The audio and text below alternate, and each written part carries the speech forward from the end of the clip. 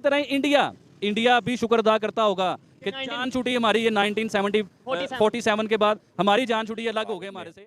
Walmart और Amazon जो है उनकी आपस में लड़ाई हो रही है। इंडिया का मैंने एक बिजनेसमैन बताया था, शायद मैं नाम भूल गया हूँ, कि जिसकी पूरे साल की जो आमदनी है ना वो पाकिस्तान से ज़्यादा है, एक बिजनेसमैन।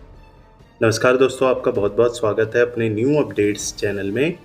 दोस्तों, रिसेंटली वॉलमार्ट के सीईओ मिस्टर डॉग मैकमिलियन अपने देश के पीएम मोदी जी से मिले और उस मीटिंग में वॉलमार्ट के सीईओ ने इंडिया में हैविली इन्वेस्टमेंट करने की पेशकश की और कहा कि इंडिया के मैन्युफैक्चरिंग को ग्रोथ देने के लिए वॉलमार्ट $10 मिलियन हर साल इन्वेस्ट करेगा, जहां पर वो प्रोडक्ट मैन्युफैक्चरिंग प्लांट बनाकर मेड इन इंडिया प्रोडक्ट को अपने सुपरमार्ट के थ्रू दुनिया भर में प्रोडक्ट बेचेंगे।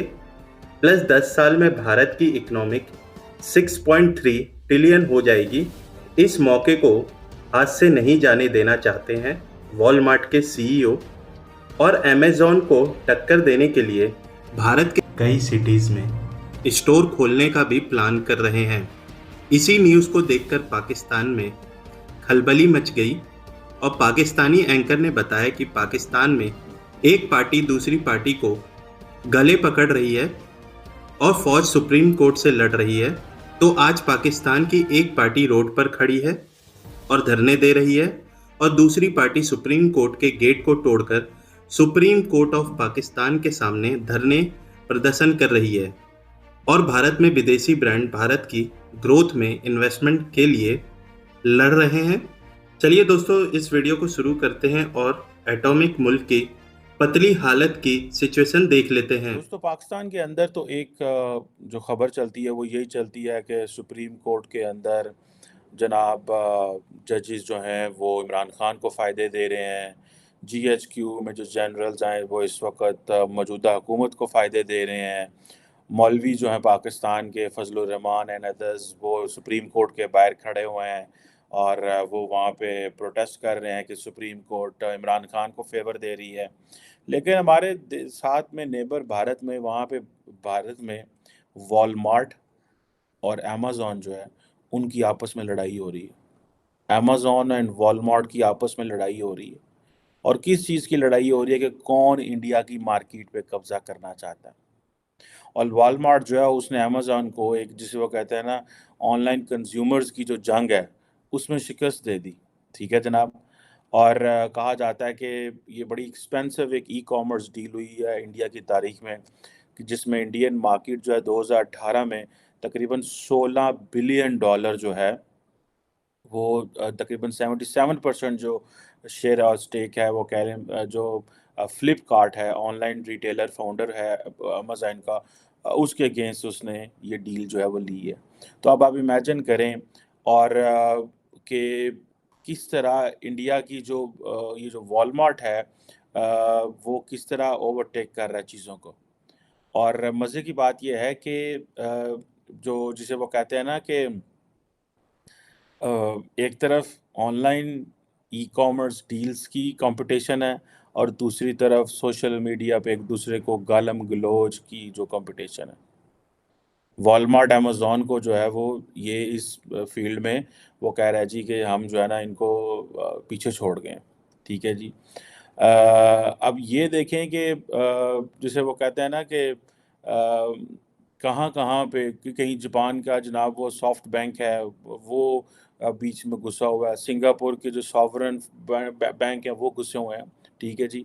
और वॉलमार्ट और अमेज़न जो है वो अपने में स्ट्रगल कर रहे हैं इवन चाइना के अंदर भी। ठीक है जी। वो तो ज़ाहिर बात है वहाँ पे क्योंकि अलीबाबा और JD.com वगैरह हैं। लेकिन आप देखें कि एशियन मार्केट्स के अंदर वॉलमार्ट और अमेज़न कम्पीट कर रहे हैं तो पाकिस्तान इस गाली को दी है।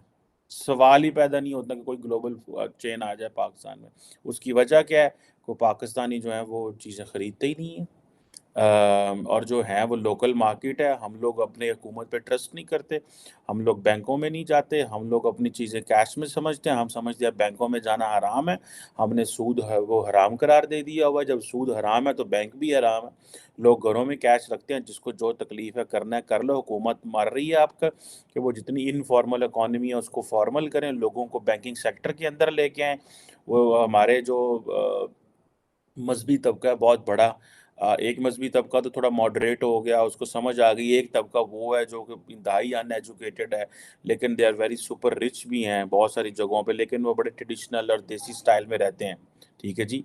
अब कहा जा रहा है कि इंडिया की जो ई-कॉमर्स सेल्स हैं वो 135 अरब डॉलर पे पहुँच जाएँगी 2020 से 25 के बीच में। ठीक है जी। तो अब ये देखें कि कहाँ पे जिसे वो कहते हैं ना, अब ये वॉलमार्ट जो है उसने वो फ्लिपकार्ट उठा लिया। ठीक है जी। तो अब इसमें आप इमेजिन कर लें कि वो किस तरह जो है वो चीज़ें वो कर रहे हैं। ठीक है जी। कि अब जो फ्लिपकार्ट जो है उसका जो मार्केट शेयर था वो 48% था पिछले साल। अमेज़न का जो शेयर था वो 26% था। ठीक है जनाब। एज़ पर रिसर्च एक रेड स्टीयर जिसे वो कहते हैं स्ट्रैटेजी फर्म है, ये उनकी रिसर्च मैं आपको बता रहा हूँ। ठीक है जी। और जो फ्लिपकार्ट की जो रिकॉर्ड ग्रॉस सेल थी वो 23 बिलियन डॉलर थी इंडिया के अंदर, और अमेज़न की 18 बिलियन डॉलर थी 2021 में। 18 से 20 बिलियन डॉलर थी 2021 में।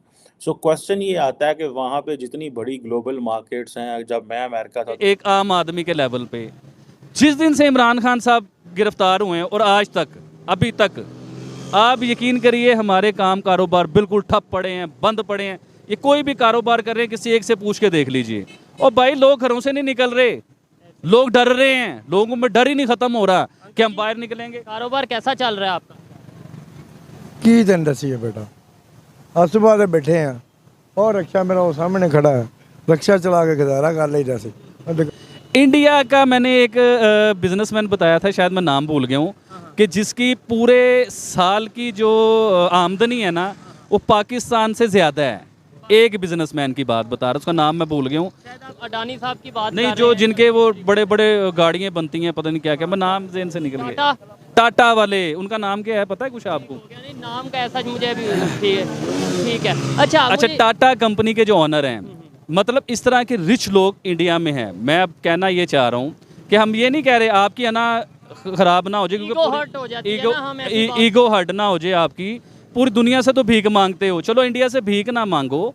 इंडिया से अगर आप अभी भी बिजनेस स्टार्ट करते हैं तो टाटा जैसे हज़ारों हैं उधर, वो छोटा छोटा इन्वेस्ट भी करें ना आपके, हमारे पाकिस्तान में, हमारा पाकिस्तान है ये, छोटा छोटा इन्वेस्ट भी करें कि गाड़ियों के सिलसिले शुरू हो जाएं। गाड़ियों की कीमतें कितनी डाउन हो जाए। मैं जी कहता हूँ कि सर। हम अगर किसी शोरूम में जाते हैं गाड़ी लेने के लिए या कहीं इंटरव्यू के लिए जाते हैं, वो कहते हैं दिन ब दिन गाड़ियों की कीमत ऐसे बढ़ रही है कि आल्टो पाकिस्तान की समझ लें सबसे कह लें कि एक जो निचले तबके के जो लोग हैं वो अगर अफोर्ड कर सकते हैं वो आल्टो। अच्छा, मैं आपको बंगालियों की बात, क्योंकि 1971 की जो बात हुई थी इमरान खान साहब ने की है, क्या आप मुझे ये बताइए, अपने दिल पे हाथ रख के बताइए, क्या बंगाली आज खुश नहीं हो रहे होंगे? वो अल्लाह का शुक्र नहीं अदा कर रहे होंगे कि हमारी पाकिस्तान से जान छूट गई? क्योंकि वो लोग तरक्की भी कर गए उनके साथ, क्योंकि इमरान खान साहब ने जो इंटरव्यू दिया है उससे तो साफ साफ साबित हो गया कि बड़ा बड़ा जुल्म हुआ है, बड़ी ज्यादती हुई है, और जुल्म और ज्यादती के बाद वो लोग कामयाब भी हो गए। अभी इसी तरह इंडिया भी शुक्र अदा करता होगा कि जान छूटी हमारी, ये 1947 के बाद हमारी जान छूटी, अलग हो गए हमारे से। क्योंकि जो इधर हो रहा है, जो इधर हालात हो रहे हैं, फौज के ऊपर चढ़ रहे हैं, अपने लोगों को जला रहे हैं, ये कर रहे हैं, औरतों के गिरेबान पकड़ रहे हैं, खाना ख़राब कर दिया, हमारे मुल्क का इमेज ख़राब कर दिया पूरी दुनिया में, तो वो लोग तो शुक्र अदा करते होंगे इंतशारियों से जान छूट गई हमारी। यकीन मानिए।